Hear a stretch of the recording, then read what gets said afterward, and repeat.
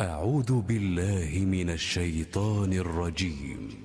في بيوت أذن الله أن ترفع ويذكر فيها اسمه يسبح له فيها بالغدو والآصال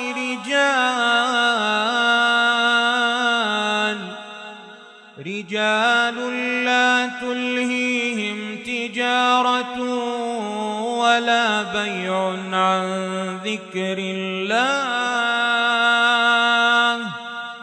وإقام الصلاة وإيتاء الزكاة يخافون يوما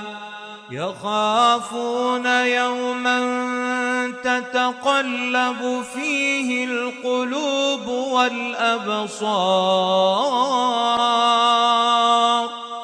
ليجزيهم الله أحسن ما عملوا ويزيدهم من فضله والله يرزق من يشاء بغير حساب. والذين كفروا أعمالهم كسراب بقيعة يحسبه الظمآن ماء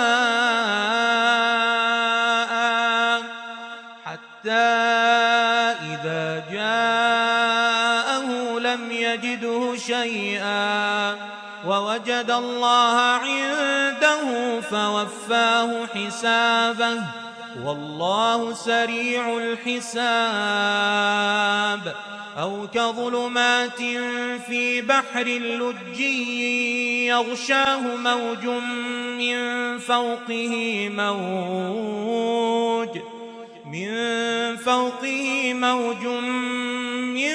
فوقه سحاب ظلمات بعضها فوق بعض إذا أخرج يده لم يكد يراها ومن لم يجعل الله له نورا فما له من نور.